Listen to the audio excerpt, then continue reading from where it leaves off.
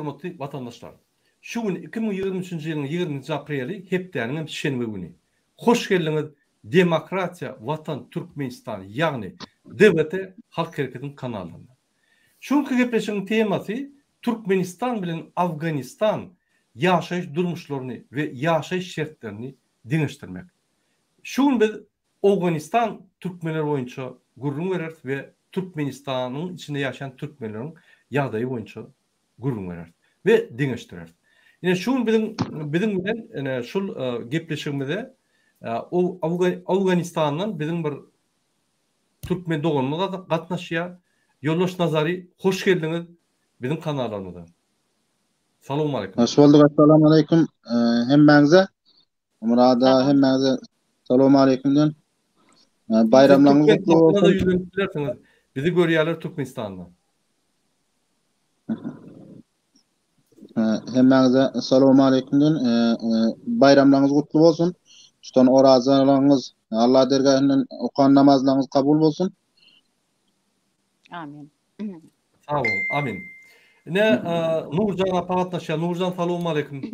Salam. Salam vatandaşlar. Mehmanımız Nazary. Sizden hoş geldiňiz. Serdar Hojaň pes patnaşa. Serdar hoş geldiňiz. Salamu aleykum. Biziň ine öňe giden aktivistimiz Zarina gatnaşýar. Zarina hoş geldiňiz. Salamu aleykum. Hoş bulduk. Selamun aleyküm. Hoş geldiniz. Sağ olun.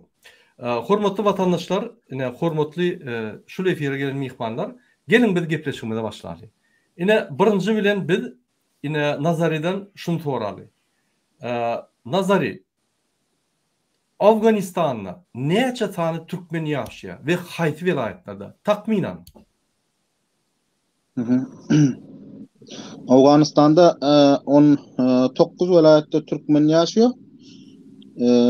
Bu vilayetlerin her kaysı Faryab, Şıbırgan, Joguzjan, Mazar Şerif, Kunduz, şular yan vilayetlerde Herat'ta her yerde bar. Badgıys'ta o 9 vilayette yaşıyor Türkmenler. Umuman Türkmenler mesela alsak 6 milyon 7 milyon yakın Türkmen halkı yaşıyor Ankara'da. Türkmenistan, Afganistan'da. Tuğulema. Ine Türkmenistan'la resmi taýdan maglumatlara göre 6 milyon 150 min golay adam ýaşaýar. Ýöne hakykatdan biz içinde maglumatlar alyp, ýani statistikadan, daşına gidenlerden, içine gidenlerden, içinde ýaşayanlardan Türkmenistanyň içinde daşına 4 milyona golay adam var. Diýmek Afganistan'da Türkmenler hat köp, Türkmenistanyň içinden diýseňem bolýar. Indik soru berjek bolýan. Ine başga milletlere mam söýerdi. Ýagny Afganistanda haýsy milletler bar başga? Afganistan'da 21 mi 22 millet baňydy. Indi bir uly bölekler şolaryň Afgan, soň Fars, Tajik, ýene Özbek, Hazara, Türkmen. Şu 5 ululary sap bolup gitýär. Ondan soň başga da Araplar ba, muň içinde Hindiler ba, köp nemeler ba. Ýaşaýan adamlar bar. Düşdüm. Esasy Afganistanyň resmi dili näme we Türkmen vilayetlerinde haýsy dil ulanýar?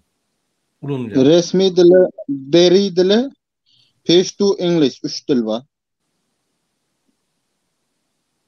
Türkmen vilayetlerinde Türkmen dilini ulanýarmy? Resmi tarapdan ulanýarmy ýa-da şol başga diller ulanýar?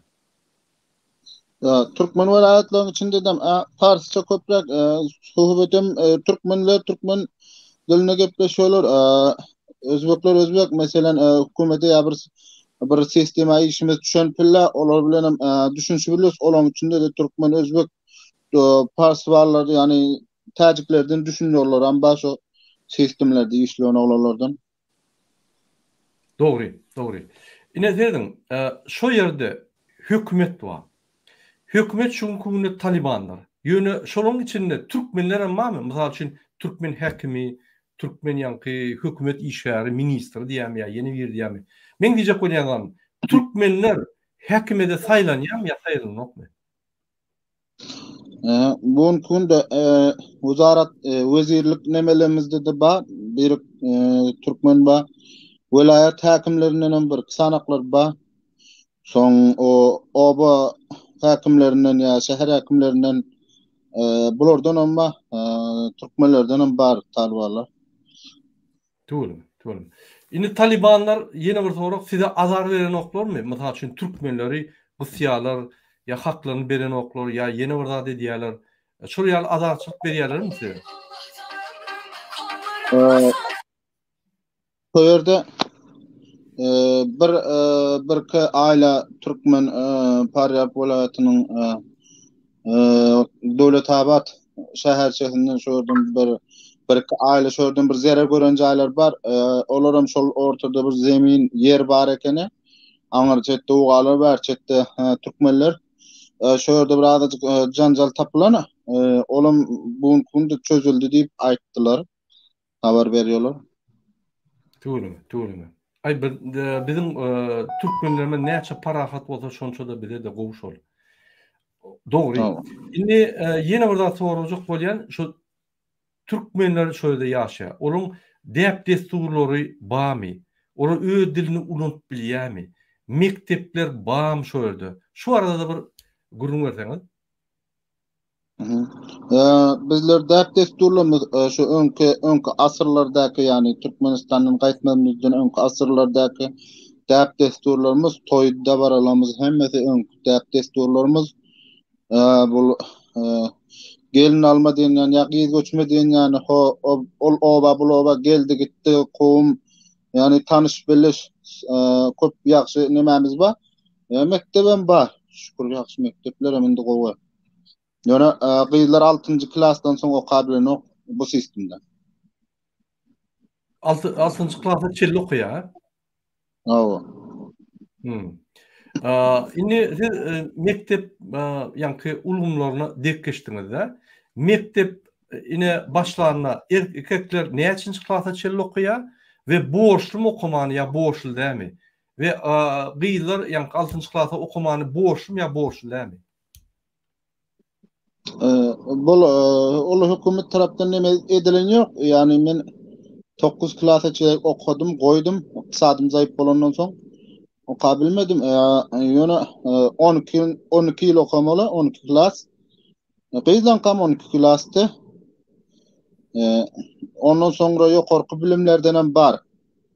Öz welaýatymyzda, öz obamyzda, öz şäher nemämizde ýok, ýokary bilim.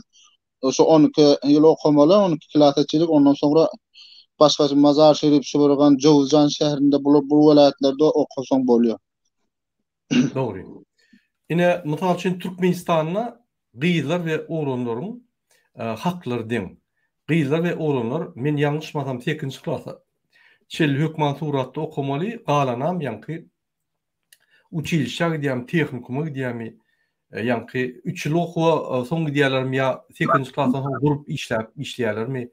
Ýöne 10-11-nji klassa çelli okap bilersiň. Ýanky mektep diýip hasap edilýär. Men ýalňyşmasam. Indi başga bir sorak bar. Şu musulman dininiňizi şo ýerde hormat goýup din ýanky dininiňize uýulyp bilýäňizmi ýa-da sizi köçede tutup ay munetdirýärler, onetdirýärler, ýanky açyk batyşlar bar. Näme şo ýagdaýlar? Şükür elhamdülillah musulman dinine hiç bir Uganistanda deper yetiren ýoklar. Uganistanyň içinde hiç bir nusle nemesi ýok. Öte menfaat üçin bar, ýani peşrafty üçin bar. Din barada näsil diýsem, ýani sakkal goý, sakkal al bu zatlar hökümet öňkü sistemlerde de ýokdy. Men bilýänimden bäri bir 3-4 nemelik prezident geldi, gitdi, öldürildi, goýdy şular. Olarda da ýokdy. Yani ol nusfa ýok. %99 6% musulman ýaşaýar Uganistanda. 4% şol nukta 4% hindiler sekler ana şolar ýany nemeler bar. kedinin başga ba. Sinfar diýeni ýa-ni hindi halklarda. Hawa. Gattory. Ine mysal üçin Türkmenistanda mende video var, men gynasam görkezip bilemok. Efirden soň size görkezmeli bolsa görkezeýin. Türkmenistanda sakkally ine geçseň tutup alyp gidip polis bölümüne sakkalyny suwy ýa-ni soğuk suw aldyrýarlar. Egerde sen boyun egseň mümkin goý bererler ýöne sakkalyň bolsa öňde de Qur'an tapylsa Allah gatyndan ýana bolsa basam bilýär. Şu ýaly iksan prezident hem hajat geldi, şonda da Türkmen ýa-ni dini, musulman dinini gysyk gelýärler. Diňe ýa-ni meçitlerde, diňe adamy üşän ýerine egerde prezident arkada serdar arkada şonu aýda aýtsan wada etseň ondan seni ýa-ni başlanýan neme edilýän. Bolmasa hakyky din ýöretjek bolsaň kämat izarlanýar. Şu ýazatdylar. Şu mesele boýunça men Serdara tory geljek. Serdar, siz dini mesele boýunça Türkmenistandan menden köp habarly. Siz näme pikir edýäňiz? Türkmenistanda musulman dinini arasy ýürüdip bolýarmy ýa-da meçitlerde ine prezidentin kitaplaryny okudýarlar, ýa-ni meçitlerin ýüzüne ine Saparmat Türkmenbaşy diýen adam öz sözlerini ýa-ni minareden ýüzüne ýazyp goýdy. Öz ruhnamaň sözlerini. Qur'anyň sözleri däl de ruhnamaň sözlerini ýazdy. Ne şu ýaly hökümet goşulýa din meselesine sizem aýtyp berseňiz, şol dogrumy ýa dogry däl Türkmenistanda? Kur'an-ı Kerim'in ya Maide suresinde yanlışmayan bolsam ya şondan soňky gelýän suresinde Allahu Teala'nın suresinde bir getirýän bir ýeri var. Dini öyle bir arzan yalançı dünyanın pul için dinini satan, Kur'an-ı Kerim'in nemezini satan, pul için bu dinin önüne düşenlerin vay haline bunların gidecek yer ebedi dozakdır diye de Türkmenistan yurduna var mollası var, beyleksi var, alyan iş para olsa, beryen iş para olsa, bayın merekesine bari pul köprek beriye deyip, garibin cenazasına barme ya da karıştırıyor, bir saat giyecek alıp bari garip deyip, şey deyip ayrı oturan yurdun içinde ne hemen dini var adı gurrun edecek, dini azatlık var adı gurrun edecek buna da. Yine böyle soradığınız aydın din bar edip görkezilin. Türkmenistan'ın ne hilanı gulala gulluk deyip ovadan şehirler görkezilip millete tansa oynadılıp dekorasiya var ya dekorasiya. Religiyede şunun alak dekorasiyadan ibaret. Adamlara doğru din öğredilen dine yanlış yollar öğrediliyor. Pul taraftan ediliyor. Ay para alıvermeli zorlap alana üşürde kadın çıkarsan oldu. Plan etsen edivermeli, pistigan etsen edivermeli. İslam dininin veyranını çıkardılar. 1220. ýylda Çingiz Han gelip Orta Asya'nın halkyny bir 40 giden vakti Könörgönce çelli gelip Buhara, Samarkand Könörgönce gelende Muhammed Şah'ını kovalap aydan bir gepi var eken Buhara girenne. Bilat näme diýipdir bir mescidin ýanyna gelipdir Ulakhan Belent sizin paçaňyzyň oturýan köşkümi diýip sorapdyr. Yok bu mescid diýipdirler otaň öňüne ýallak kalıp çykan mollalar vezirler. Otaň bulara diýipdir inha sizin bar boluşuňyz şo diýipdir. Allah bar diýeniz diýipdir. Güýçli diýip aýdýaňyz diýipdir. İslam diýip aýdýaňyz diýipdir. Sizin yürekleriniz gara diýipdir. Men görüp durun. Siz diňe jaý salýaňyz adamlary aldap, diňe şoňgalyk satlar üçin pul alýan. Bu dünýäde ýaşap beren ýalançy sizi öldürmeli, ýok etmeli diýip 40 gidipdir halky bir wagtlary. Edýän işiňiz näme dogry diýip, para horçylyk edýäňiz, haramçylyk edýäňiz, diňe köşklerdiň içine hamana gelýäňizde ibadet eden bolýaňyz, sizin içiňizde zerre inanç ýok, men näki gök taňryma bolan inanç diýen ýalyk Türkmenistanyň içinde gynansagan bugünkü döwürde bolup duran zat şu. Ýurdun içinde dini ýoýdylar. Yol veren haklar bir adam İşan ağa, molla ağa, men oğluma Kur'an öğretecek, çağama Kur'an öğretecek. Şunu 3 ay jogapda puldan bereyin okuday diýse, koy, ha? Näme boldy? Yaman apasny.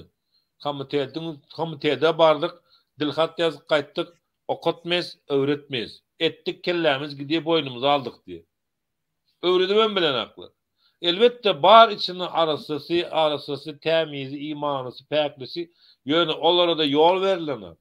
bir meçhide imam bellenmeli olsa, şu imam märekeden pul ýygnap bilýärmi, meçhitten sadaka diýip aldap, falan ada pul verin, falan ada pul verin diýip, şu puldan dollar alıp beýlek edip paçka arap, Aşgabatda gatnaýan taksiden $1000 hepde demi, $1000 aýdamy, $5000 aýdamy pul ugrut bilýärmi Türkmenistanyň müftüsine ýokmy? Velayet hakim, velayet müftüsine berip bilýärmi ýokmy? Haja giden wagty, haja gidecek adamlardan pul verip bilýänler taf bilýärmi ýokmy diýip imamy şey diýip saýlak goýarlar. Ki Allah Taala ve Peygamber Efendimiz Aleyhisselam näme diýipdir? Namaz hem kılsaňyz imamyňyza seredin diýipdir. Imamyňyz sözüne inanylýan bolsun, adalatly bolsun, haramçylyk etmeýän bolsun, mert bolsun, günah bil edýän günahlerini günah işlemeýän bolsun elinden geldiginçe. Arasda tanan adamyň arkasynda namaz okan diýe, bular kimiň arkasynda namaz oka diýe jemaata?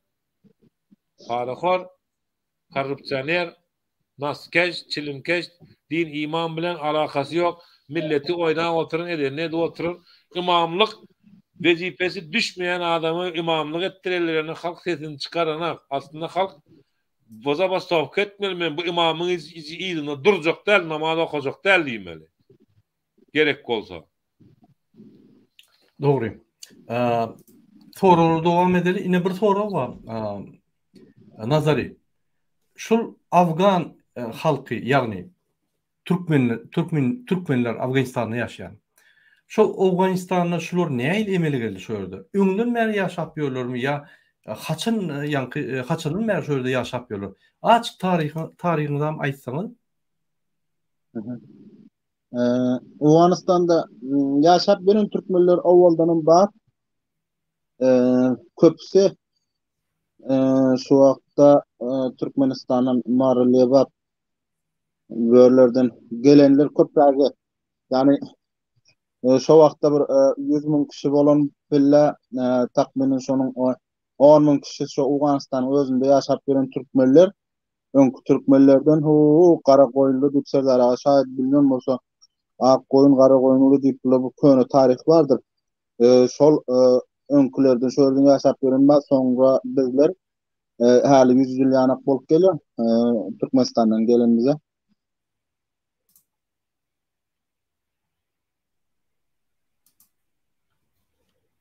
Sesiniz gitti, öwürler. Sesim barýarmy? Gelýär, aýdarym. Awa şu wagtda şükür şol öňkü tarihlerden aýsak bir şu wagtyň nemesine seredenimiz diýdim şolar %10 şu 6 milyonda illa bolsa 1 milyon halk öňep ösendir, köpelendirler. Soňra Türkmenistandan geldiğimiz zamanda bizler 80.000 kişi bolsak bilahir şükür elhamdülillah şu wagtda sistemde hökümet sisteminde bizler 3 milyon 700.000 kişi şu rakam sap etdiyorlar.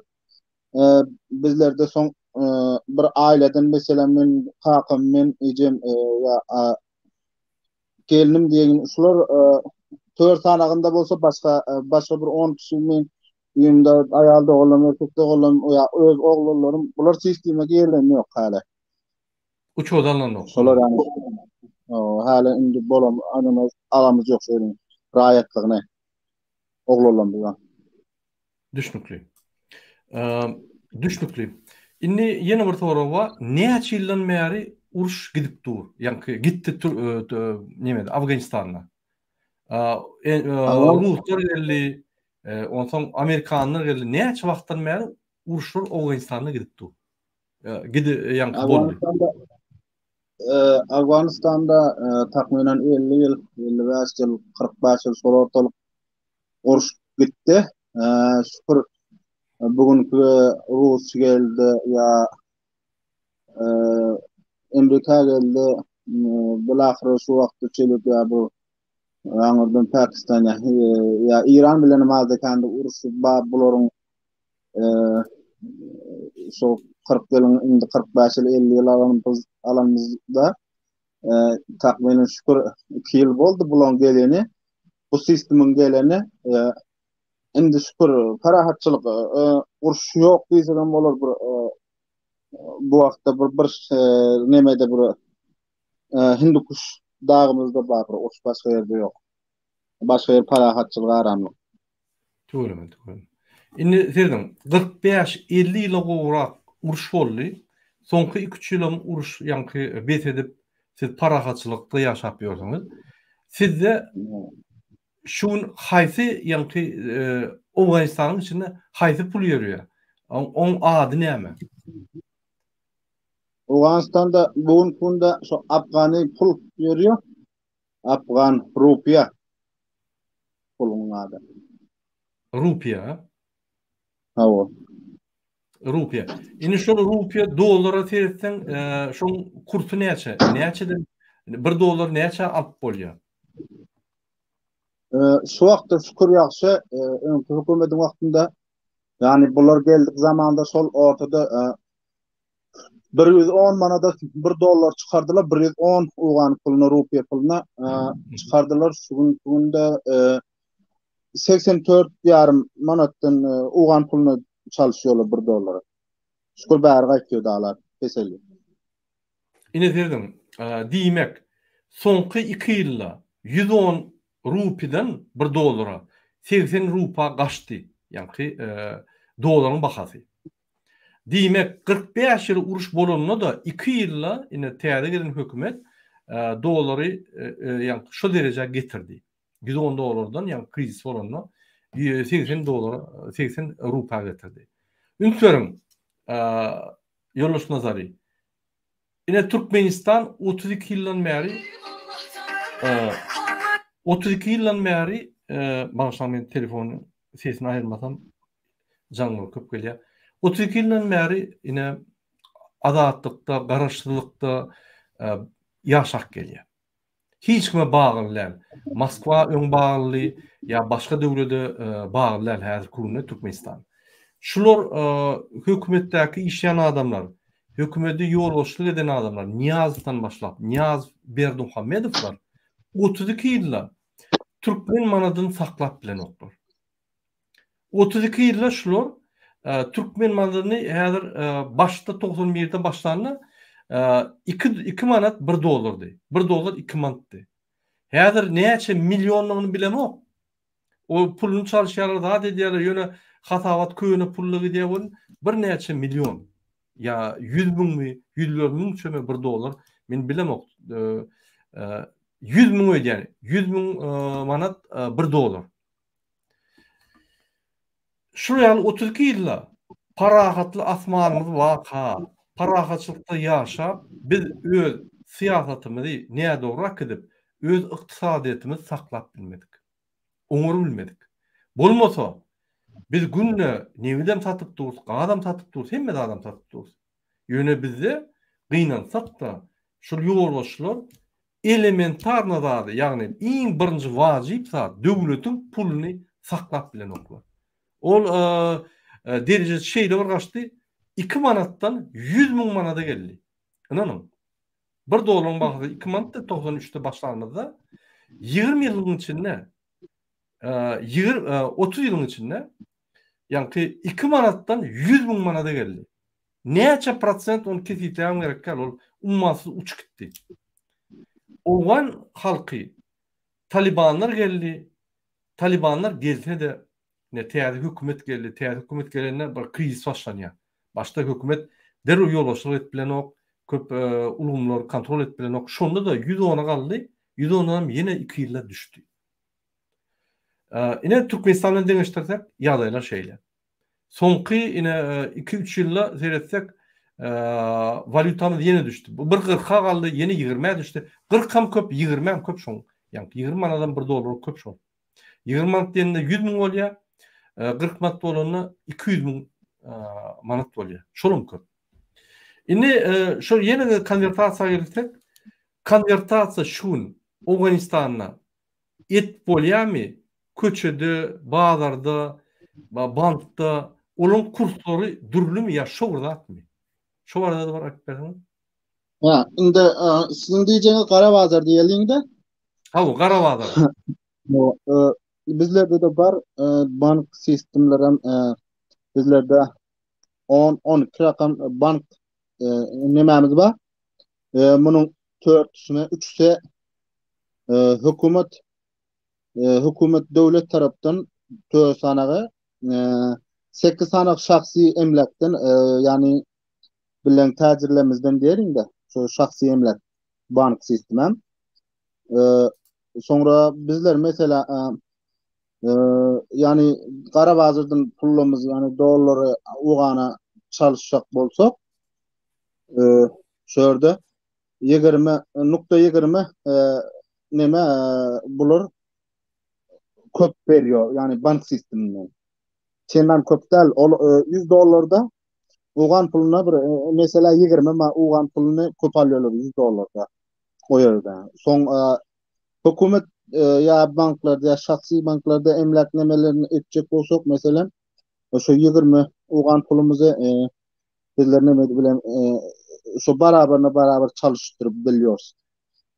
Sonra bu pulumuz bizlerin 23 yıldan beri şu pul bizlerin pulumuz kam terzen wagtynda dollar 40 manada gelip 40 ugan puluna gelip 40 rupiya bilahira hala kaldırdılar bugünkü günde endi ýokary giden nam aýtmasak şu wagtda 84 yarım ugan pul bolýar $1. Galat 2 sagatdyr da. Hawa 2 sagaldy. Indi şöyle bir vatandaşımız ýa 2 manat köne pulun 10 ming. Biz köne pulun gurgun edýär. 90-njy ýyllar köne manatlar 2 manat $1 Şu köne ýene de şu köne manatda $1 100 manat. Görýärmi?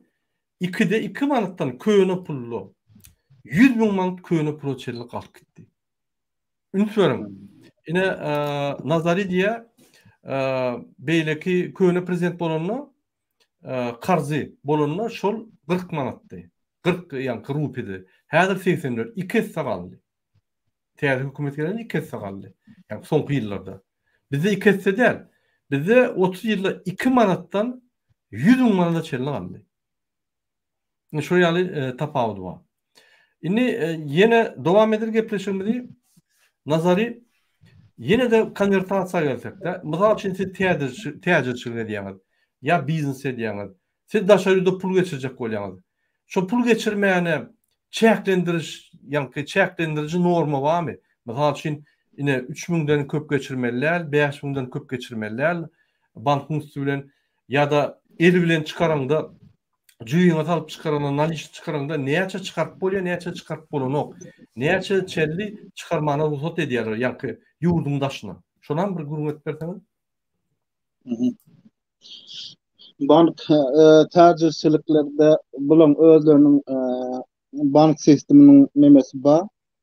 180 döwlete bular bank sisteminden alyp bilýärler. Mesela men son şahsi emlak yani kiseme ya cebime zıglap alıp çıkacak bolsam takminen bu $20,000'dan ýokary däl 20,000 sistem ömrü Uganistan sisteminde aeroportlardan çıkaracak bolsam $20,000'dan köp däl. Son bu täzirler köp çıkarıyorlar. Täzirlerin özleriniň bank sisteminiň kartlaryna nemeleri bar bularyň bu kart sabnan Türkmenistan, Özbekistan'a ya gaydan pulla bulur. Türkmenistan'a gelip kaysı bank bolsa ya devlet dehan bankınız bu banklarda çalıştırıp o sistemden çıkarıp alabiliyorlar. Kança bolsa. Berbiliyor. Çeklendirilen o. Yani çeklendirilen o. Sen harida tölep bilirsin. Hava o rakam var. Doğru. Şimdi men bizim gıylarımda söz vereyim. Nurcan apa. Yine yalnızca biz eşittik nazari Afganistan halkı bilen halkı boyunca gurrun verdi. Siz näil tapawutlaryny görýäňiz? Ulu tapawut barmy Afganistan halkynyň ýa-ni meselelери boýunça şertleri we Türkmenistan halkynyň şertleri boýunça tapawuty görýäňizmi? Şu barada bir aýdyp berseňiz. Afganistan'da uruş bolmagyna rağmen yani 30-40 yıldan beri yine de o taýynyň şu bizden dadym gostarstwamyda deňişdirenne olar gaty şu gowy ýaşaýarlar diýjek bolýan. Yani bizde bu din meselesini gallardyk. Dinni özüňiz bilýäňiz, o taýda kısıtlama ýok. Adamlar ýene-de öz ibadatlaryny edip bilýärler, haýsy millet bolsa-da.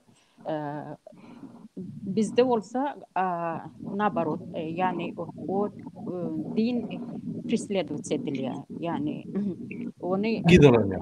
Hawa izarlanýar. Öň rusifikatsiýa boldy. Musulmanlar ýene-de öz musulmançylygyny gorudylar. O taýda kim namaz okasy gelse de ýene gizli zat bolsa da edilýärdi. Mesela ýene erkek oglanlarymyz içinde nemeler bolýardy. Yani şu ýadım üçin. Şol zatlarym edilýärdi. Bu inniş Niyazyp gelerli bäri ruhnama kitabyny öňe sürüp bu dini hemede garşdyrdy. Yani millet nira seretçeğini bilen oklar. Doğrudan hem häzir bu din meselesi gaty bir neme gynanç derecede görünýär Türkmenistanda. Ondan soň ekonomika seredende de biz 30 ýyldan bäri doğru $1 допустим 2 manat bolsa öň indi bolsa nähili inflasiýa boldy. Yani Owganistanyň hemme taraplaryň men birazajyk okudum. Olaryň ekonomikasyny zadyny bizden gaty öskün ýagdaýdy diýip hasap edýän. Sağ olun. Indi men ýene Nazarya söz berjek bolýan. Nazary. Ýene bir täjribe geçeli. Ine Owganistanyň sen dukanyň bolsa, ýa-da bir täjriçilik edýän bolsaň, ýa daýhan potrukçylygyny işleýän bolsaň, hökümet ýa polisler gelip dukanyňdan harytlary muhtalyk gidýärlermi? Ýa-da men baglakçy diýip seni ýanky ýapyp, senden puluny mecbur ýagdaýda elinden alyp gaňryp akdýärlermi? Ýa-da daýhançylyk bolsa, sen buğdaýyny ýetişdirdiň bolun gelip daňda altyda türk gidýärler bolun sen ýanky dokullara meýdanyna gelsem buğdaýym ýok, adam ýok. Şol ýaldatlar bolýan sizde? Ýok, bir rakam zady men 30 ýyldan bäri men bir rakam zady görmedim. Bular yani meniň şahsy emlak şäherden men jaýym bolsa ýa dukanym bolsa şoňa bir ýylda hökümet neme alýar. Bir ýylyň içinde 2200 manat ugan puluny alýar, ugan rupiýasyny alýar. Ol da şu şäheriň parahatçylygy üçin, yani şol dukanyň, yani magazynyň alyndaky serek ýollary hökümet özü sıyırıp ýuwup ardyp päklek diýär. Şo sebäpden şu 2200 ugan puluny alýar. Ondan soňra mesela diýhançylyga gelsek, diýhançylykda bizler hökümete bir garan birek buğday, bir däne buğday bermiýär. Beremizem ýok, almýaram. Ol näme diýende? Ol hökümetiň emlak zemini bar, ol alaydy. Şahsy emlak yerlerimiz bizler hökümetten bizlere buğday ýa bir eker ýany tohumluk buğday berilenem ýok. Berilendem ona pul satyn almaly hökümetiň özünden. Ondan soňra şahsy emlaklardan buğday ekilip alınsa gerek üýüňe barýar, zapasyny satýorsun, geregini saklıyorsun ya onun ýygyny galan samanlary, ol bul zatlaryny üýüňe getiriyorsun, koyun malyna berýorsun, ola satýorsun. Ondan soňra hökümetinkide ba, hökümete özüniň emlak ýerleri ba, onda da köp ýok. Bir takwyna bir meniň bilýänim bir 1000 hektar bir yer bardyr şu şäherde. Şu 1000 hektar ýerden 5'te birine hükümet alıyor. Başta biren alandadan ol hökümet şöhreyini ağdırıp traktorda ağdırıp nemedip veriyor o yerde. Soň başta birisine 1,5, başta 1,5 hökümet alıyor, galan 3,5 özünden bolýar. Yine de şurada. Soň zordan alınmak sebep, meselen dukanyňda mana şu wagt kys rejimi men nämesini gollýarym, Talibanlaryň rejimini men başga sistemlerini gollam ýok. Ýöne şu wagt sistem näme sistemini gollýarys. Bizler hemme bir barabar bir narh edilýär. Mana şu günlerde Talibanlar şäherde nemeler çykyp dukanlar, bakkal dukanlara girip görüp bullary 200 manatlyk satylýar näsäni 160'a getirdiler. 120'a satılıyor näsäni 100'e getirdiler. Barabar satjaksın. Hökümetin öz sistemi özü gurşap çıkardı. Şo zatdan satjaksın. Ondan ýokarıda satsaň, onda jürimen ba, senin dükanyny gulplap löhürmäge gitýärler. Muna sen açmana ijazan ýok. Eger şo löhürmäge açyp gitseň, içine girsen şonu kırkıp ýertip açsaň, ondan sonra senin jürimen soň köp. Ya pul sisteminde berjeksin, ya şo türmehanada yatıp çıkacaksın sen kança wagt. Şolar ýany emes bar. Şol bazar sistemini golluyoruz. Sonra da bizler hökümetten kömek gelen ýok diýsem ýalan bolar. Şu wagtda da ya öňküde dem maksat azda kendi gariplerimize berip durýar.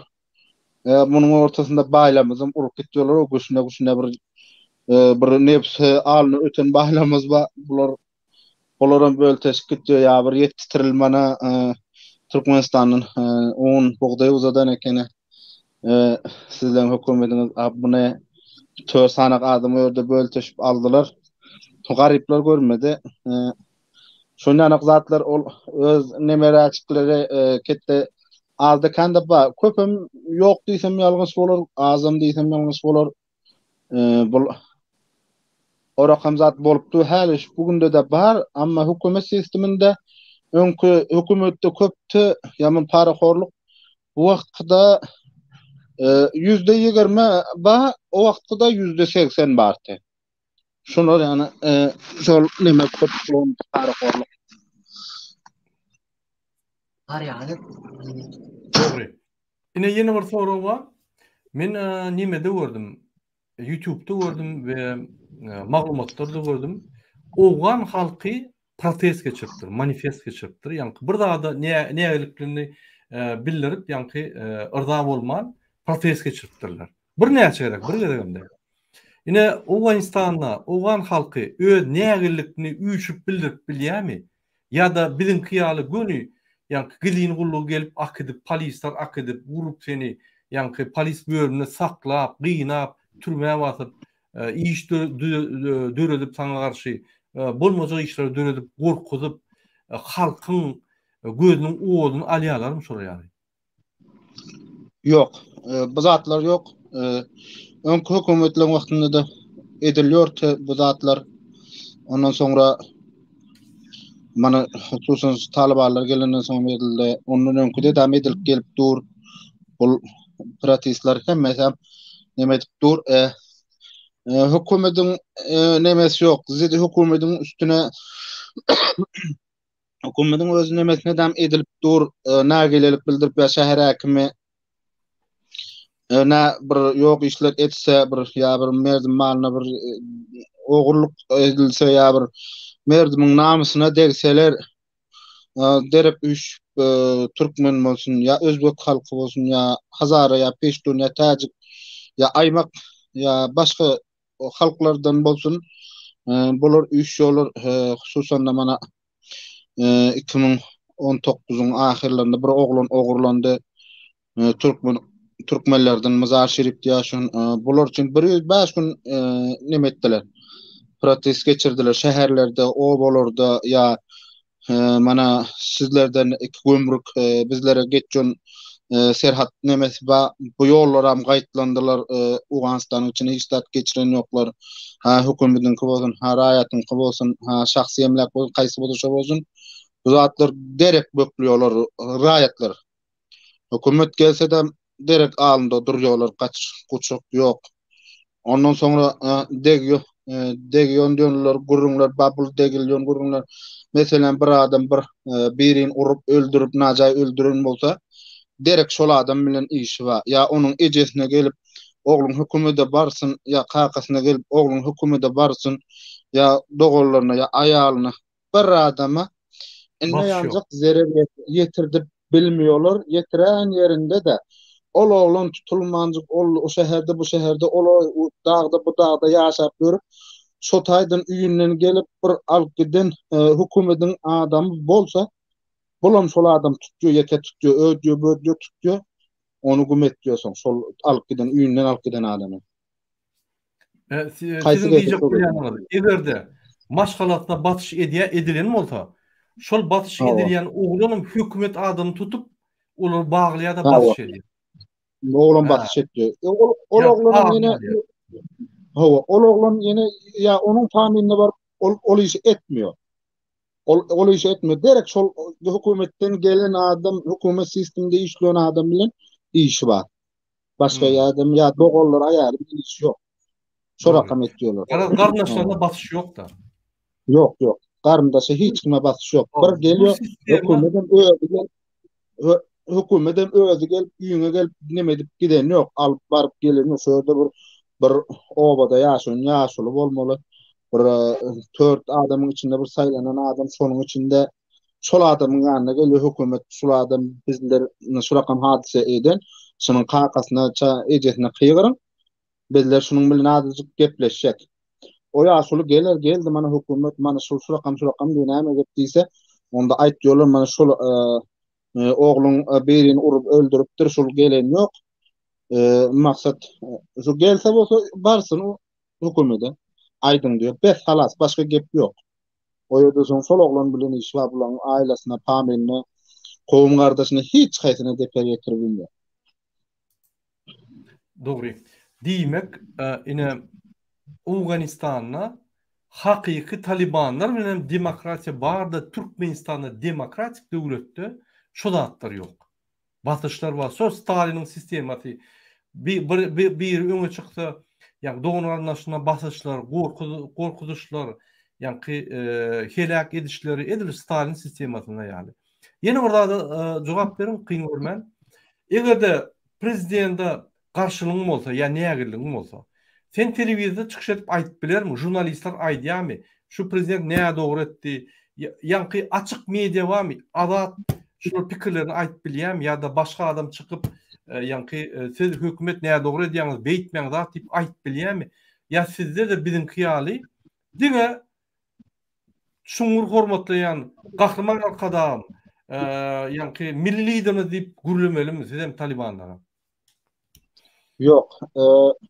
Bu wagtda häli köp bilen talibanlarda köpüne protest geçirilmeden bular näme diýär? Bular bizler diýär şol raýat bizlere näme etmese ýaxşy görmese bizler böyle durup bilmez.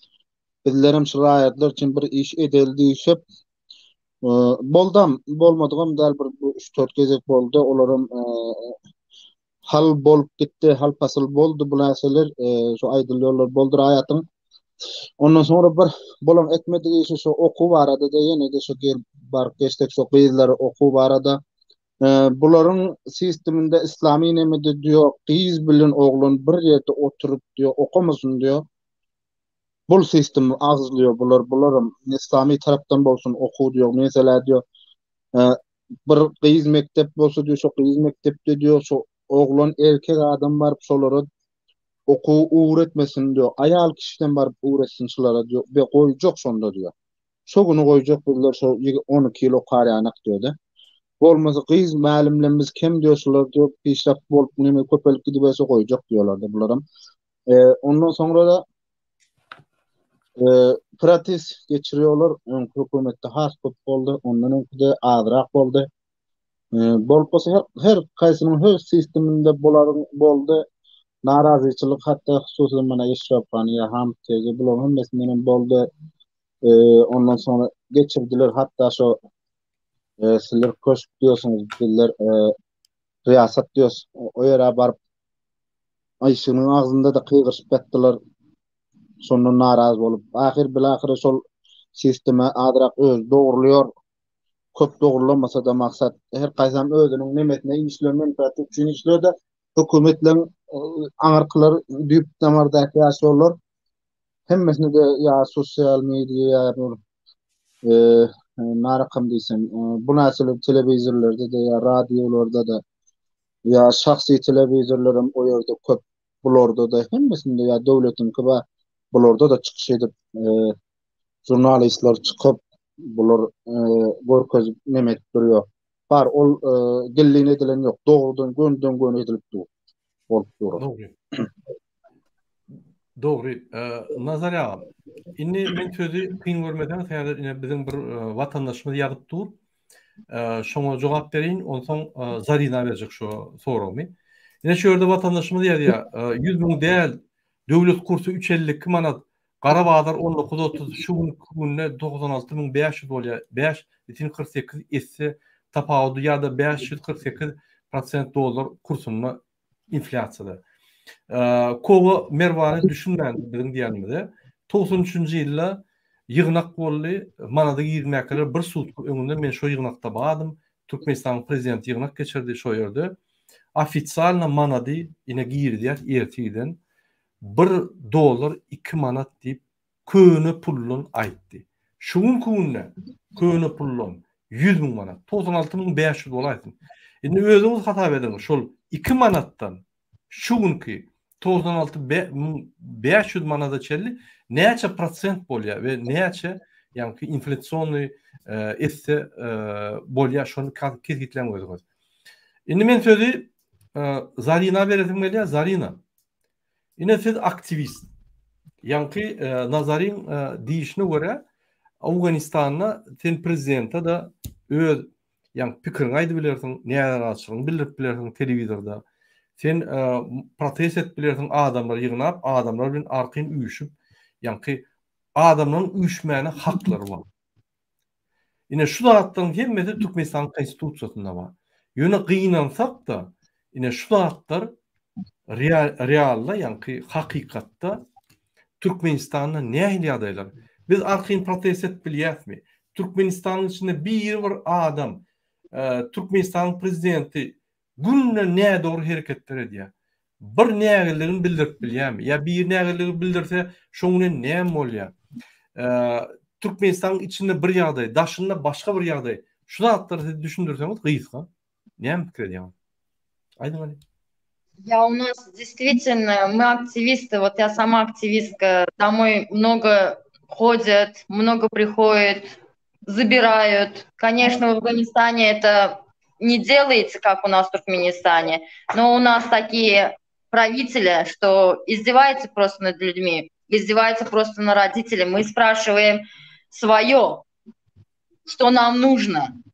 Документов у нас многих нету. У детей документов, например, нету. В правительство ходим, обращаемся в консульство, нас избивают. Я не знаю, как у вас там в Афганистане, но здесь у нас просто-напросто беспредел. К женщинам относятся плохо, обращаются к волосам, придираются, к всему придираются. Это просто-напросто не жизнь, издевательство. Вот я хотела бы спросить, какое обращение у вас там в Афганистане насчет женщин? Женщины, это, как вы знаете, это святое, это матеря. Просто для нас это шок, это ужас, что у нас в Туркменистане творится. Нету ни нормальной документации, нету нормальной жизни. С каждым днем все плохо и плохо. Репрессия продолжается. Ine Nazarya, ine şol bizim Zarina vatandaşymyz şuraya soru berýär. Awganistanna nähili aýal gyýlaryň ýagdaýy, ýa-ni aýal gyýlar biriniň ejesi bolýar, dogany bolýar. Şolaryň haklary nähili? Şolar köçelerde azar berýärler, polis hak edip, mysal üçin jyn gatnaşyklaryna mejbur etdirýärmi? Ya bir edara baranda şo ýerde erkek adam derrumuni ýa-ni batışlar edip, näde orada edip, jyn gatnaşyklaryna mejbur etdirýärmi? Ya da bir dul aýal ýaşaýan bolsa, uçuskoga gelip yani polis bölümüň biri gelip onu azar verip ahir şu jyn gatnaşyga mecbur etdirýärmi? Afganistan ayal gyýlary gorogdamy? Olar bir gorýan barmy ya olaryň hiç il haklary ýokmy? Şu arada bir aýtsaňyz. Afganistanda bu nemede bar ayallar gorog astında bar ondan sonra ilkinji bular öz ýakynlary seretdiýär. Bizleriň ayal gyýlymyzy türkmen halkynda o ýerdäki türkmenlerden sistema yani hukumat sistemine köp çykyp işleýän kim bolsa da bir sanaglyca adamdyr. Ondan sonra bu ya bir zordan jinsi gatnaşyk ya ol bu zat bolup geçen bolsa daha zordan şol jinsi gatnaşyk eden adam şu doğrulan adam ona ölüm cezasy bar. O hukumat bermese şonun ýygynyň garyndaşlary kellesini alyp gaýtýar. Başga iş etmiyorlar. Ondan sonra mesela bir bizler göçürsek ondan sonra bir oğlan mesela bir gyzlamyz durmuşa çyksa şöyle diýip durmuşa çykandan sonra ol el ýulmalda o taýap berdik bir gyz bir bizlerden neme diýilen gurrun ýok. O gyzlerden kişiňkerden ýoklarda amma bizde şonda da şol mesela şu ailede göçenden soň bizlerden ya ejem kakam ya men barıp men onu ya ayrı gaýtjak bolup bu näseleň içine garja şyklamyz ýok. Bar ýek-ýarym bolup geçerlerden bar amma bu näseler ayala ýaman bir üns berilýär bizlerde. Mesela şu wagtda sistemde mesela bir aňarky goňşy oğlumyz ya toýa gitjek bolsa munyň ýanynda ya gün batmazyndan öň so toýa barjaktyrlar ondan soňradan şolaryň ýanynda bir erkek gitjekdir ýanynda. Mesela 4-5 bir gyz goňşy oğlumyza ýakynlamyza toýa gitseden lazım şonuň ýanynda bir erkek oglan bolmaly, bir akly eten adam şolary eltip gaýtmaly. Ondan sonra alyp gaýtjak bir adam hem şunan jol alyp gaýtmaly. Şolar ýany öz şahsy nemelemizden gorag astynda şo ailede mesela şo gyz göçenden soňradan bu ya muny aýryp aljak bolup ya oň ejesi oň kagas o rakam ya muň kagas bu rakam o gurrun ýok. Bolup geçdi şonu alalaşdyryp ýene de şol oglan bilen ýaşap şo gyz şol oglan bilen ýaşap şolar ýani bir islamy nemede bir nemede gezýärler. Köp näseler men guwah boldum aňyrda da şu rakam janjallaryň üstünden barbym gördüm. Hukumete baralaram boldy. Men obamda 32 ýaşymda men şu wagtda şunda bir sanjagyny gördüm şunun bir 7-8 kişi ýaşaýar bir obada. Olar ýani başga obalaram hem şuna şu rakam ýok kim. Ondan soň aýallara bolsa hijabda bolmaly, bir ýüzi açyk bolmaly, olan başga ýeri hemme ýeri kapatylan bolmaly. Ya o neme dip gezilen ýok aňyrda. Islamy neme şeklinde gezýärler. Doğru. Добрый. Второй вопрос можно задать? Да, давайте.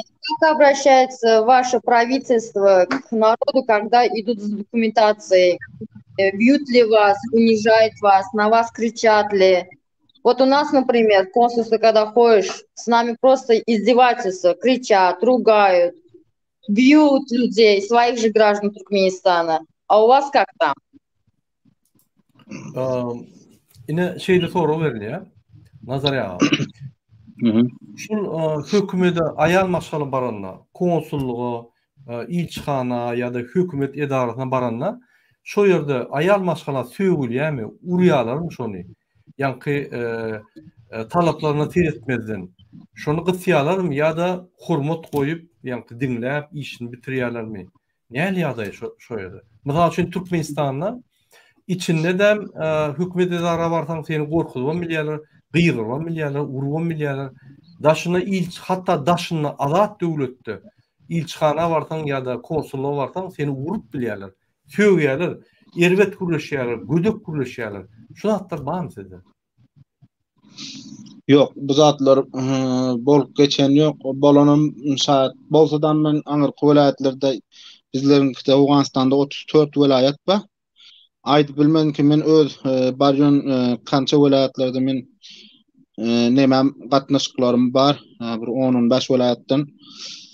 Bulan hiç kaysında nem etmedi. Bu ayarlara hurmat koyuluyor. Ayarlar bizlerin üstümüzde köp juda erkekler tarafından hurmat koyuluyor. Hükümet sisteminde de koyuluyor. Ondan sonra hükümete baran adam ayal kişi varsa lazım şonun yanında bir erkek adam ya doktora giden pillerden bu ayal kişinin yanında erkek adam gidiyor görüyor öz yanında oturup şu rakamlar nemelere baran pillerden her yerde baran piller bizlerin öz içimizden erkek adam yanında gitmeli. Konsulluğa barsın ya başka devlet işgallerine ya yine birini her kaysına barandadan lazım ayalın anda bir erkek oluyor. Doğru. Indi biz yine de gaýdyp gelelim. У меня третий вопрос, Мурат Иванович. У вас как там в Афганистане насчет куда-нибудь поступать, чтобы в какие-нибудь организации поступать? У вас там взятки берут или дают вам? Как вы там? Вы имеете в виду в университет, в институт или что? Например, да, куда-нибудь, например, поступить, куда-нибудь можно поступить. У нас в Туркменистане, знаете, везде взятки берут. Я хотела спросить. Да. На работу хоть куда? Насчет взятки, да, вот, что у нас в Туркменистане большие деньги берут, это уже все знают. Я хотела просто спросить, у них как там насчет, чтобы поступить куда-нибудь, берутся ли взятки? Yine Nazarya, yine benim Zari'de geleceğimiz şeyle soru var ya. Yine Türkmenistan'da mesela için okuyacak olsam $100,000 vermeli, $80,000 vermeli, $150,000 vermeli. Üniversitede gidecek olsam, yani fakültesine bağlı. Juridik olsa 150-180,000, medisinsk olsa 150,000, yani iktisadet olsa 100,000, $80,000 veriliyor.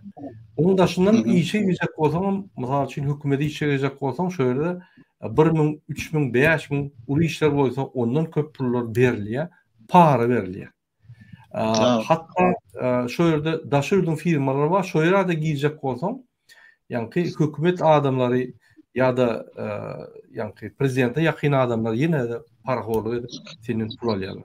Misal için, sen hekimliğe köçü tüpürmek için işe girsen $100 aylığın var, $150 aylığın var. Şuna $1,000,000 vermeli. Şuna giriyen seni edil bir aydan iki aydan ayrıma milyarlar. Pulum koyuyor. Yani şuraya zatlar var mı size? Para koyuyor. Şuraya. Bizlenki de önkü hükümet sisteminde bolup geçti soňky ahyrky hükümet saýlanşygynda başly saýlanşygynda bolup geçti bir azyrak şo häkimlige yani ya bizler bolsa neme diýorsda häkim ya şäher häkim ya welaýat häkim bularda da bolup geçdiler. Az da kendi yani soňky okuw barada bolanda okuw baradadan az da kendi maksat köp bolmady. Bular yani ummansyz pullar ýok. Yo siz $150,000 ya $100,000 ya $50,000 ya $20,000 bu zatlar ýok. O ýerde boldy bolup şu hökümetin ketdi uly nemesine baran pillerler yani şu wezaarat diýil yani wezirlik yani qaysı wezirlikde bolsa şolarda bolup geçdi şo döwrede ýöne bu wagtynda ýok bu wagtda öňkü wagtdaky bolup geçdi Hamid Kerzen wagtynda da az ýaman soňky hökümet Eşref Gany sisteminde bolsa boldy azrak ýöne bu sistemde şu wagtky sistemde bolsa ýok. Bolýar. Biz sorulara dowam edelim, sebäbi wagt gidip dur. Meni eşitýäňizmi? Ýa.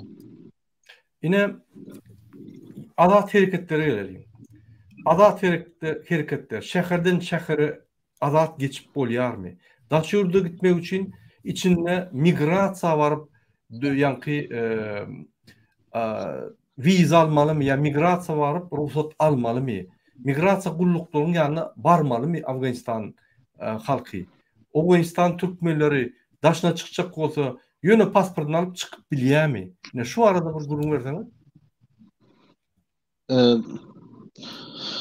Resmi taýdan Awganistandan çykjak bolsaň, ya Türkiye diýil, ya Türkmenistan, her kaýsynyň bularynyň özüniň goňşy gatnaşyk bir ýakyn dostçarlyk etjek bolsalar, meselen İrana gaçak gitýärler, so ortada granisa açyk.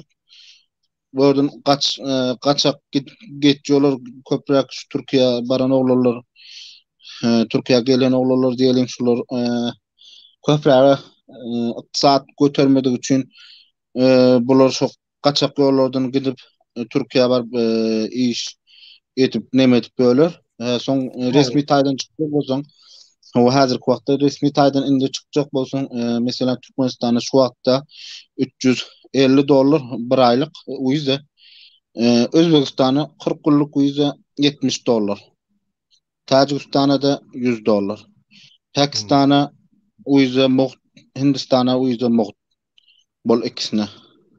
İran'a da wiza bar, ol $100, $150 bir aylyk wiza. İran'a da muht samalyotda soň özüniň her kaýsynyň nemesi bar. Türkiýeden hem üçin şu rakam wizalar $1000 barıpdyr şo bir wagtda. Bu wagtda äle wiza açylşan ýok diýişen bir gurrun eşitdim men, aňra köp o sistemde nemem ýok. Öňki wagtlarda şo rakamdy. Soň ýani tiket samalyoda neme aljak bolsaň, wizaň alaňdan soň samalyotda gitjek bolsaň $350. Bizleriň goňşy Mazar Şerifden Türkiýe Mazar Şerif $350. Paýtaxt Kabula düşjek bolsaň $250. Men mümkin toğramı yanlış verendim. Barmak viza däl, içinden çıkmak viza. Misal üçin Awganistanyň içinden daşına gitjek bolsaň, ine ol baran döwletiň vizasyny almaly, o dogry. Ondan daşary içindäki gullukları baryp, ine men içine gitjek diýip ruhsat almalymy ya ondan almalymy? Yok. Yok. Her kaýsynyň özüniň o ýerde konsulluklar bar. Şo konsulluklardan neme wizaň alýardyň. Başka hökümet taraba men ya plan ýere gitjek, ya men plan ýere gitjek. O hökümetiň hiç nemesine daxly ýok. Senin wizaň derek görýän aeroportda ýok. Awa egerde siz Türk'ün vizasyny alsaňyz, onu ýanky migrasiýa ýene bir ýere barmak zerurlygy ýok hiç ýere. Vizan alın gittin, seni serhette durulan oklar, sen içki vizanı, içki ruhsatı alan ok, Türkmen hükümeti sana ruhsat beren ok, oraya yankı Awganistan hükümeti sana ruhsat beren ok, oraya zatları yok. Haysi devlet vizanı, şu devlete gönü git bilerden pasportunu al. Şeyde değil mi? Hava. Pasportlaram sonra sizin azattığınız bizimkiden köp. Yeni orada da soracak. Misal için yine sizin şäherinizden Kabul'a bark bolýarmy? Ya ruhsat almalymy? Ya baranda şöyle saklaýarlar? Senin içine salan oklarmy? Yok, o rakam zat men yaman köp gatnadım. Paýtagtda bir ýerde paýtagtyň içine giren ýerinde bolaryň bir jaýy bar, şo ýerde görýär. Aýaş hopla adamy o rakam däme. Meselen bir ýa bir o bizlerde bir ýaryn adamlar bardy, aňyrda bir Yegan. O adam oturar etsin nemet diyorlar. Bolmasa derek şo senin ulu maşinlarda gatnaşdy, awtobus ketdi, ulu maşinlarda gatnaşdylar. Şonda başga o welaýatdan bizler 5 welaýat ötýüş paýtagtda barjak bolsak. Öz welaýatymyza hesaplamasaň bolar bir 100 kilometr Jowzjan, Mazar Şerif, Semengan, yani ya Pulhumra, ya şolar welaýatlar bar. 5 welaýatdan soň paýtagtda bar. Bulan hiç gaýsynda gaýtarlyk görülemez hem ýok, gaýtarlanan ýok, hökümet çykyp alynan pul alyrym görem ýok. Ondan soňra aňyrda şo bir paýtagtyň içine giren plan bir jaýda senin şo hökümet işgärler içine girýär, görýär. Şekedenni maşineden pese düşürýär. Muny o yer bir yerlerine nemesine maşinine zıglap görüyor. Yine direkt maşinine mindirip görüyor. O sizden uzur görköz uzur talap edip yani men şu rakam bizlere neme gelen haber gelen bizler şuna etmesek bunu bağışlanmasa size teklif berdik aşağı düşürdük bağışlarsınız dep yani şu maşinamın dep koyuyor. Olam 15 minutta halas bolýar. 1 sagat wagt almaz. Добрый. Добрый. Мурат Квечич, можно один вопрос? Подождите, мы не успеваем эфир этот. Вопросов Нет, много. нет, самый важный вопрос, просто обидно, Давайте, да? потому что еще много вопросов к нему. Вот я которые хотела мы должны спросить, изучить. вот, например, у нас за границей здесь умирают туркмены. У нас не забираются в Туркменистан, а у вас как? Yine bizim vatandaşımız size soru var ya. Yine Türkmenistan'ın daşına yani Türkiye'de, Rusya'da, Belarusya'da Türkmenler ölüyor. Şolun cesedini Türkmenistan'a geçirmeni ruhsat berilen o. Size ne? Misal için siz oğan iyili, oğan halkı Türkmenler olsun, özbekler olsun tapağı diyor. Türkiye'de ya başka devlette ölse şolun cesedini öz vatanına geçirmeni yani Afganistan'a ruhsat berilen o. Ama O bizlere vakit bu arada mesela Türkiye'de bizlerden bir iki üç oğlan öldü. Bir iki üç dört yılın içinde bu oğlanlar getirildi Afganistan'a ya başka devletlerde de neme bolýansa onu hükümetin boldap sonun vizasını, tikidini hemme şu ölüyünün hemme näselerini tiyarlap öz alından çıkıp aeroporta gelip Türkiye'de şu rakam edip bu ölüyünü alıp kaçacak Afganistan'dan barıp alıp kaydan adamlarım boldu. Şöyle direkt bir yanda Türkiye'den bir oğlan yanına koşulmuş kaydarlarım boldu. Buları hükümet hem karlık etdiyor son bana ahir bolan hadise Türkiye'deki depremde bolsa bizlerden bir 200 gurak adam öldü. Şöyle yaşayan adamlar olaram Türkiye'de bular özleri içinde böyle neme boldular ki öyle şöyle kabristanlıkta öyle şöyle defin ettiler. Başka köp devletlerde ölüyorlar var. Al-Qaida ve hususan da başka bir devletlerden Sweden diyor bu devletlerden bir 60 gurak ayal erkek oğlan çağa bulaşa bir yolda kişide su içinde baryan pillala bulanan kişide yıkılıp çekme bolup su içinde ölüp bunlar çıkarıp alıp getirip olaram uzattılar. Yani bunlar azıcık kıyınrak oldu. Şöyle komşulluğun içinde bir haramdadalık oldu da bunlar bir hep de yani bir 9 gün mü 8 gün yani bunlar şöyle kalmalı oldu. Olaram getirdiler Afganistan'a. Demek şu Talibanlar bolsa da devletin başında öz raýaty bir yerde ölse hükümet meşhuruna kömek edip getirip jalýar. Bizde hükümetten pulum gerek gel. Biz özümüz hem medat etmeyet bize ruhsat beren oklar. Daşynnaky zähmet migranty daşyna mecbur ýagdaýda gidip ýaşan adam ölse içine getirden oklar.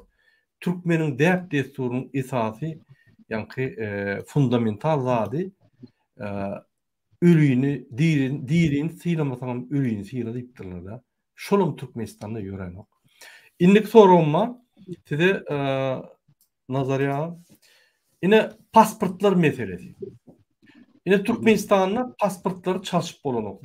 Daşınla yani Türkmenistan'ın daşınla olsa çalışıp bolan ok. Onu hükümet uğratta Türkmenistan'a barıp Türkmenistan'da çalışma ettiler. Yine sizde ne ayrı? Mesela siz Daşarı'da gittiniz. Daşarı'da birden pasportunuz möhledi utordu. Konsulluğa ya pasportwa itsenik ýyçyhana barıp çalışıp bilýäňiz mi? Çalışıp bilýän bolsaňyz näçe para vermeli we näçe wagtda şonu düzelýärler? Şonu bir düşünüp berseňiz. Pasport meselesi Afganistan'da özüm 2019-2018'lerin içinde ben 2019'un başında aldım pasport. Onun önünde yoktu pasportlarımız. Köp adamlarda yokum. Pasport köp harca yani başka devletlere çıkacak bolanda pasport alıyorlar. Başka plakot bilen pasport alanam yoklar. İçeride pasport sisteme yörenem yok. İçeride başka bir elinde özünün dokümantalı özüne şahsi nemen var. Başka bir kağız veriyorlar. Munda veriyor. Ondan sonra mesela ben Daşar devlette öğrendim. Şu vakti de Daşar devlette bu nemede çalışıp biliyorum. Uganistan'ın içinde de bu vakta yaman pasaport neme bermesi yaman adacık kıyınlaştı adam sonunda da $100 baran yok pasaportun alyon nemesi. O zol mana bir yıllığın içinde bosanýygym şu ýerde bir sanak öňkü sistemde işleýän oglanlar bosanýygym neme edipdir bular para horlyk edip $1000 da çıkaran ekenler. Bular bilindi, bulary neme etdiler. Sohana gittiler, türmäge gitti. Olaglar ondan soň başgalar geldi. Uganistanyň puluna 7500 yok 5710 manat. Ugan puluna takminen bir $65-70 bolýar. Näme berilýän, hökümete berilýän müçberin hemme näsen sonda halas bolýar. Öz harjy hurajatyň başga, ýani hökümete berilýän pasportun haqqy 5710 ugan pula. Ondan sonra $60. taşa döwletlerden bular indi içeriň aýdy. İçeride 5 ýyllyk pasaport, 10 ýyllyk pasaport. Son kızıl pasaportlardan bar. Bir iki rakam pasaportumuz var.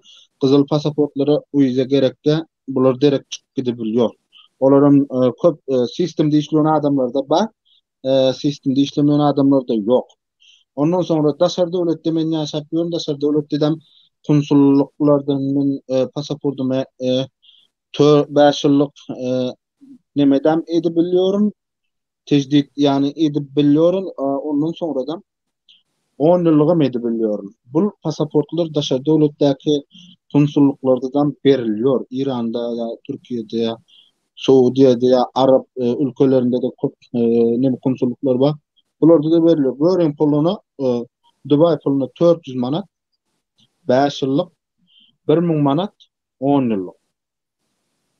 Şolar ýany özüniň müçberi bar. Bunu 2 günde gurşap berýärler. Köp gideller boldy, 4 gün 5 gün boldy. 5 günün içinde özü jaň etdi, gel pasaportun teýýar, mana alyp git. Sen konsulluğa barýarsyň, alýarsyň, gaýtýarsyň, şo puluny төлüyorsun, alyp gaýtýarsyň pasaportuňa. 5 ýyllyk etjekmi? 400 manat berýärsiň, sen oňala pulun berýärsiň. Onu berýärsiň, alyp gaýtýarsyň. Şu sonda bir günde çıkaralaram boldy. Doğru. Bir günün içinde. Diýje koýan adam, istendik konsulukda, istendik ilçhanada, ýagny şöyle konsulluk bölüm bolsa ilçhanada sen şonu öz pasportuňy istendik döwletde çalyşyp bilýän. Oň hökümet narhy bar. 400 manat bolanyna takminan $50. Nemede 1000 manat bolsa 10 ýyllyk bolsa takminan $100. Hawa, takminan. Diýmek, sizin şertleriniz ýany döwlet başına täze hökümet, täze sistem gelse de 2 ýylyň içinde pasport sistemasyny öňkü ýaly edip goýupdyrlar. Bizde ine 32 ýylda Türkmenistanyň azatlygy bilen ýaşap ýören bir tarap döwletde 32 ýylda biz pasportlary daşynda çalyşyp bilendik. Ne şu ýaly tapawdy bar. Gelin indik soralary seýredelim nazarýaga. Şeýle bir soru bar.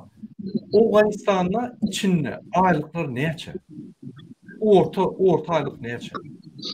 Impesaliýan näçe we orta aýlyk näçe? Impesaliýan aýlyklar bar, olar hökümet sisteminde işliyorlar.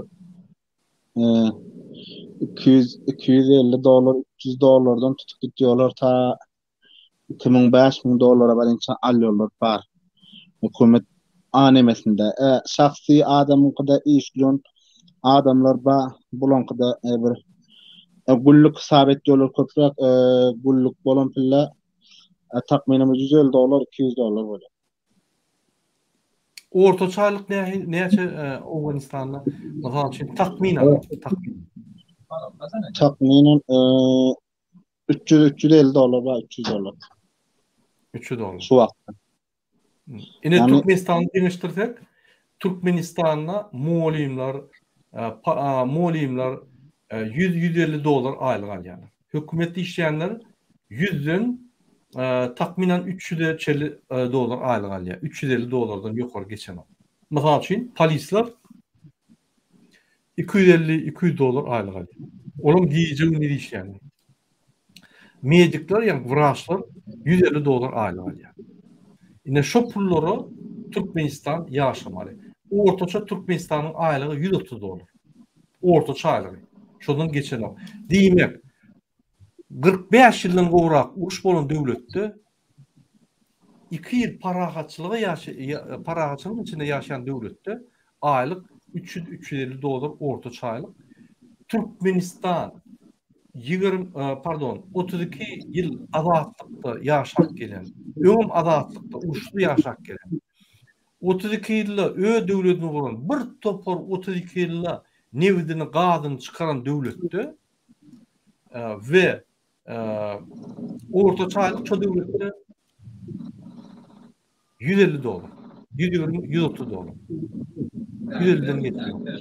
Demek ki sizin kazan üstünlükleriniz bizimkiden yok oluyor. Biz 32 yılda bütün dünyanın olup geçtik deyip ilan ettik. Sebebi bizim istimamız her yıl yine 5% öttük, 7% öttük. Bütün dünya mesela için 0,3%, 0,5% Avrupa ösyen mi olsa, Xitay 3% ösyen mi olsa, Türkmenistan 5'ten 7%'a çelli yılına ösyemiş. Deyip 32 yıldan beri maglumatlar berilýär. Ýöne biz haýsy tarapa ösýänimizi bilmeýändir. Biz aşaklaryny diýenek. Indiki soru. İşlik bari Afganistan'a bağ olsa näçe prosent sizin takminanyňyz boýunça? Sizin ölçümüz boýunça takminan näçe prosent? Ne Türkmenistan'da bizim ölçümüz boýunça 60-70% işsizlik. Sizde näçe prosent? Bizlerde de bu rejim gelenden beri bolsa köp gelen ol öňkü şirketler bolsa hemmesi hökümetiň wagtynda soň hökümetiň bir ýylga 2 ýylga alan pilla çykyp gitdiler. Türk firmalar, şirketler ya Amerika, Alman bular şirketler bolsa gitdi. Bular köprak üý diýen şular ýani saktyman işlere köp nemet ötsoň fabrikalar bolsa bir Awganistanyň içine bolar ýani fabrikalar bar bularyň içinde de iş bolsa bar %, takminen şu wagtda iş az. Köp adam şu ulu karhanalaryň iýeleri ýa şirketler iýeleri bular bu sistemden korkup bolsa Awganistandan çykyp gitdiler. Bolmasa o wagtda ýani Hamid Karzai wagtynda alan pullar olaryň az aýlyklarymyz $500, soňky geldi $300-350, $400. Az aýlyklarymyz şu rakam $200-250 boldy. Bular gelen pullar indi tamamen indi iş diýenimiz ýani o ýerde de mesela iş diýen pullarym iş bar, iş etjek adam iş bar ya her yerlerde de ba. Ondan sonra şu bir adam hökümet systeminde ya bir şahsy emlaklerde işläp ýören ýerinde de 5-7 kişini bir adam 7-8 kişini bir adamın aýlygy bol poş şolara şu güzerana şu iqtisat şu üye şu 7 kişilik aýla şoňa ýetişýär ol aýlykdan ol aýaga. Şu rakam belki köprägem ýetişýär, az ýetişen ýok. Bu wagtda biz takminen bir 50% iş bar, 50% ýok dene. 50. Demek yine 45 yıl uruşdan çıkan halktan, yani Uğan halkından 50% goly işçilik var. 50% goly iş ba adamlarda. 32 yıldan beri dine parahatlıqda arkada zamanına altın atırda yaşayan adamlarda şu kunlu 70% gowrak yani adamlarda iş yok. Eğer daşınlak biden adamlarda içine salsak onu prosent tanı has yok olup gidiyor. Yine şuraya ýagdaýlar. Indi soňky soragy bereli sizem köp sakladyk. Köp taňy ýakasyn şuraya efire gelip bide öz bizim türkmenlerimiň, bizim doganlarymyň ýagdaýlaryny düşündirýände bize has gyzykly. Ýa Owgan halkyny biz köp tanamdyk. Sebäbi olar bize gelip bir zat gurun berýärmese özümiz biz ýa-ni bilemdik. Sebäbi serişdeler, maglumat serişdeler köp bu işlerini ok bizde. Biz öz Türkmenin ýagdaýyny bilemdik, öz Türkmenistanyň içinde. Şoň üçin ine soňky soru Ine toylar geçiriňizde. Mysal üçin meýarekeler, sadakalar, toylar geçiriňizde ine näme geçýär? Mysal üçin toylar geçiriňizde bagşylar gelýärmi? Bagşylaryna kimler gelýär? Türkmen bagşylar barmy şu ýerde? Olaram Türkmen bagşylar ýaly, Türkmen aýdymçylar ýaly, gahrman arkadağım, sen bizi azat ettin diýip aýdym aýdýarlarmy ýa gelip toýuň sow ýa-ni ýaşlary bagşlap aýdymlar aýdyp söýgü barada, ýaşlar barada aýdym aýdyp, ýaş gurunjak ýa-ni maşgala barada aýdym aýdyp, öýüň eýetine hormat goýup gidýärlermi we şolar gelene takminan näçe pul tölenýär şolara? Şu arada da bize aýtsaňyz. Bizlerin toýlamyz şükür köp ýaxşy toýlar geçiriyoruz. Bir garybana toy edip geçiriyoruz. Has bir men köp toylar gördüm Türkmenistandan YouTuber kalan birek dostum hatta toy filmlerini uzattılar hem gördüm hem bol diýende yani ya sizleri kemsitmek men özüm öz halk Türk Awganistanda Türkmen ýaşaýan türkmenleri bular ba ýokary galdyrmakda sebäbim de men indellerde Resul hak aýtmak nemem ba her yerde de hak aýtyp gelin. Ondan sonra toy meselelerini alalım. Toy meselemizde bizlerde 3 gün toy bolýar. 3 gün toy bolýar. Ozol güni bizlerde 9 gatlama diýorlar. Sizlerde de bar. Ol gitýär gyýyz goşjak jaýa. Ondan sonra ertesi çelpek gatlama bul edilýär. Bir günse 3-nji güni gelini ertir alyp gaýtýarlar. Addy yani maşynda da et diýorlar. Düýede de kejebe. Kejebe diýalinden de Türkmen halky kejebe diýor. Kejebe düýede de kejebe şu öňkü kadim Türkmenistanda da bolup getýär. Bu düýelerde de kejebe edip onda da gyýyz alyp gaýtýar. Golaýrak nemelerde maşynda da bolýar. O welaýatdan o welaýat aljak bolsak o rakamam bolýar. Soň uzakrak bolanda piyazda yani aýakda gitmek uzakrak bolsa da bir takminen 10 kilometr bolsa uzak bolýar. Bulara maşynly gitýärler. Düýeli gidende dem ýerinde motor maşyn bul näselerde gitýärler. Şora kamet däp desturlarymyz şükür ýaxşy. Toylara gelsek indi bagşy nemesinde. Bu wagtda bolsa toylamyzda bagşy ýok. Islamy toylar has. Öňküden görä ýaxşy boldy. Öňkü rejimden bagşylar ba Türkmen Zöre Taýir Maktumogly Piragy bul şairlerimizin şairlerimizin köp Seyit Nepes bul şairlerin köp şairlerin öňkü nemelerden kitaplar türkmen dilinde Arap harplarda ýazylyp türkmen edilip terjime edilip bitilenler ba bulardan okuýarlar.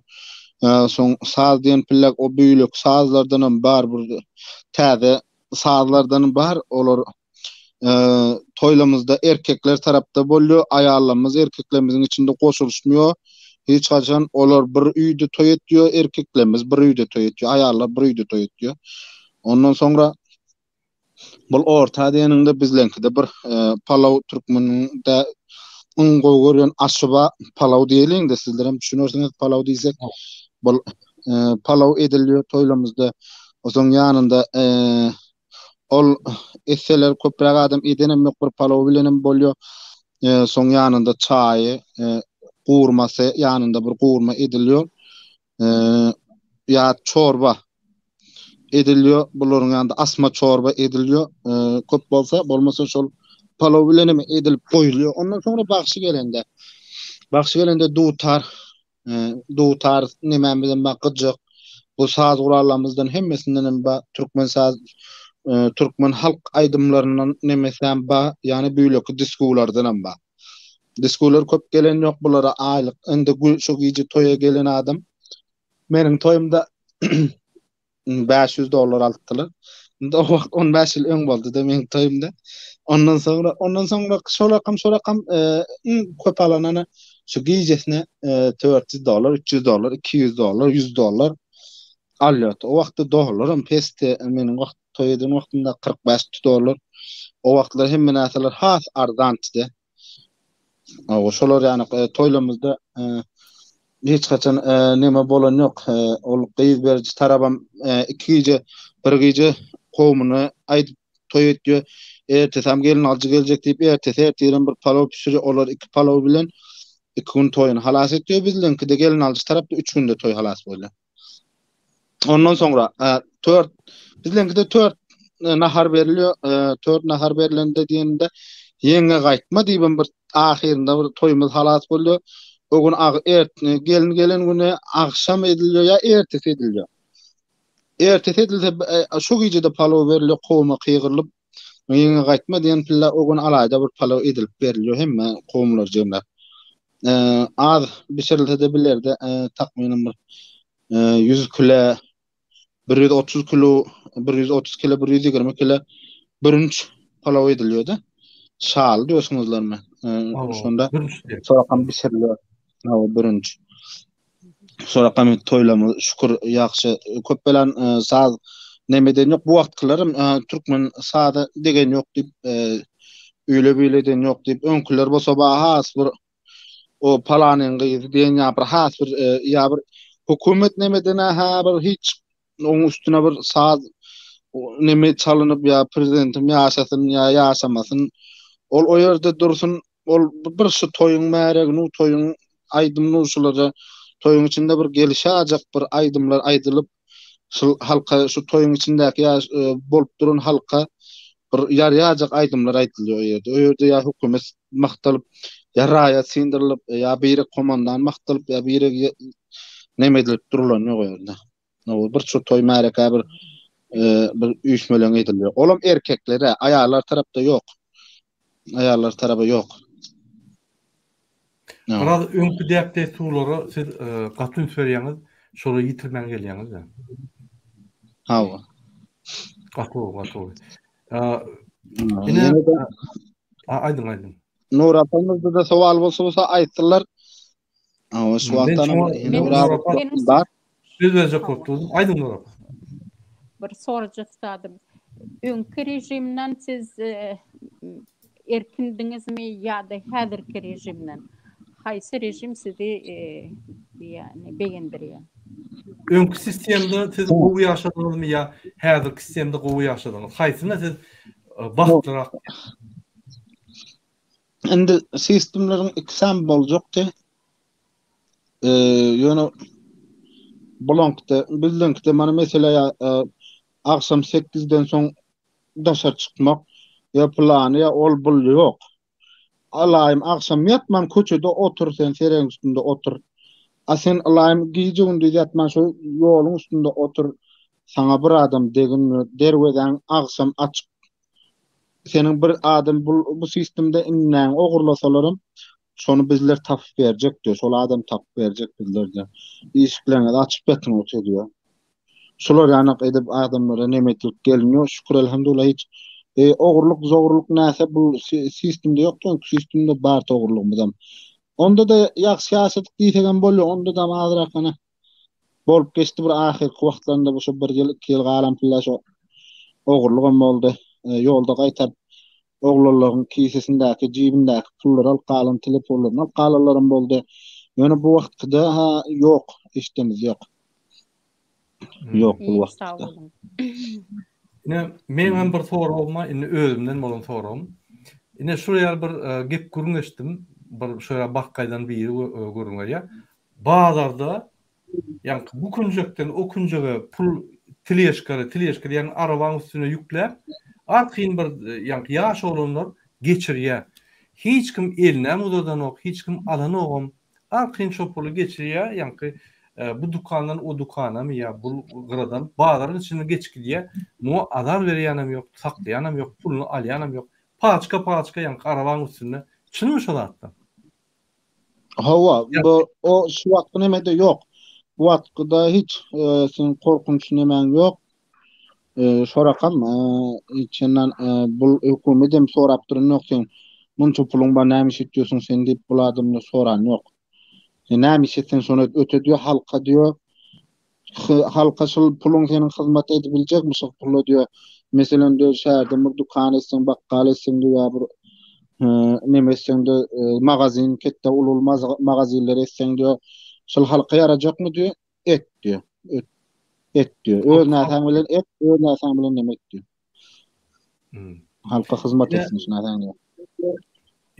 Nurcan apa, sorunuz bolsa ine berip bilersiňiz, bolmasa biz ýuwaş-ýuwaşdan efir tamamlalyň.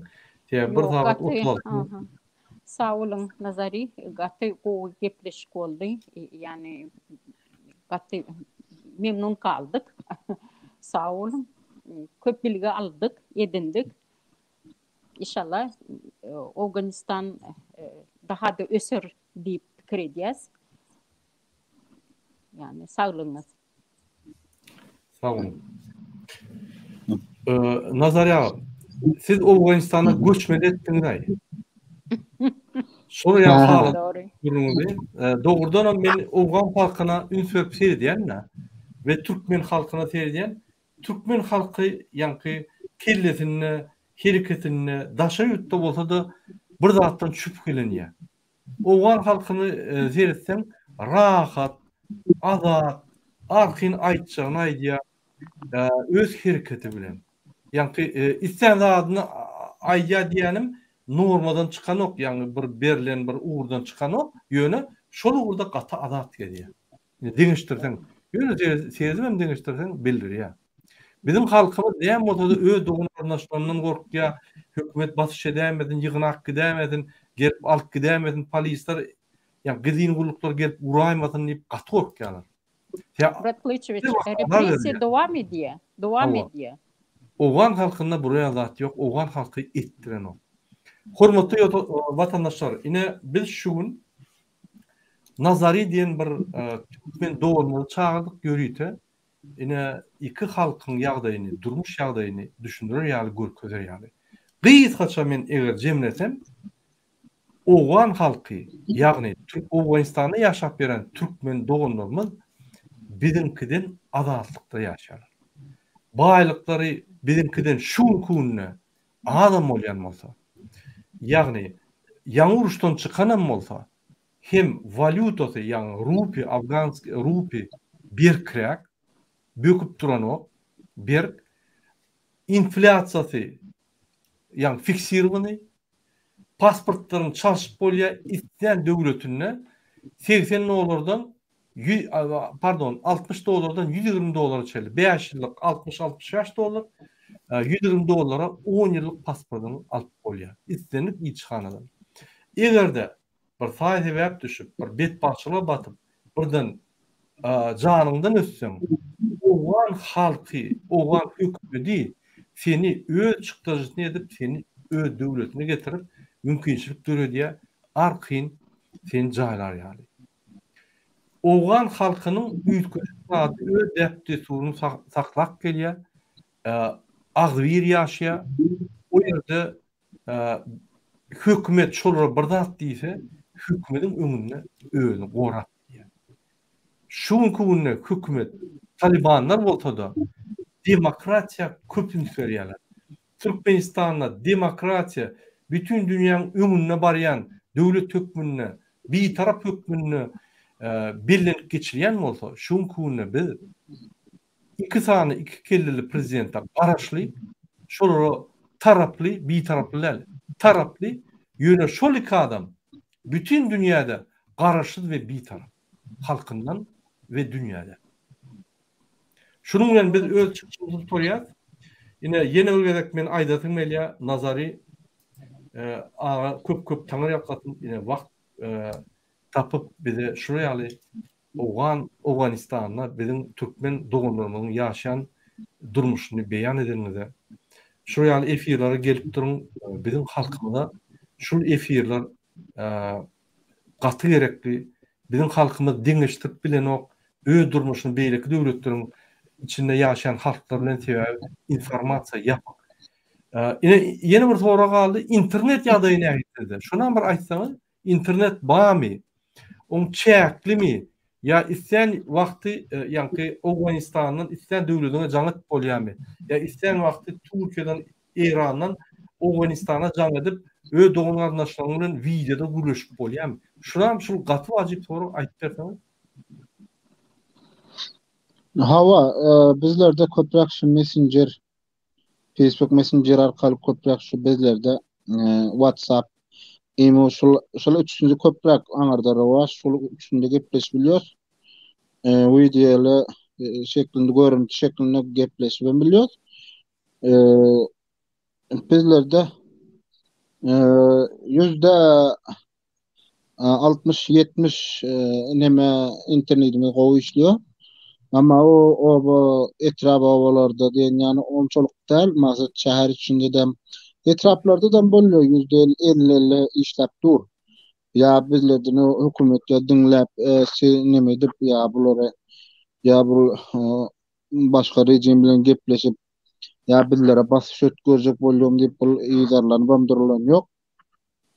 Bizlerde ýaxşy internetten bolýar. Her şu döwletimize şu nememize laýyk internetimiz bar.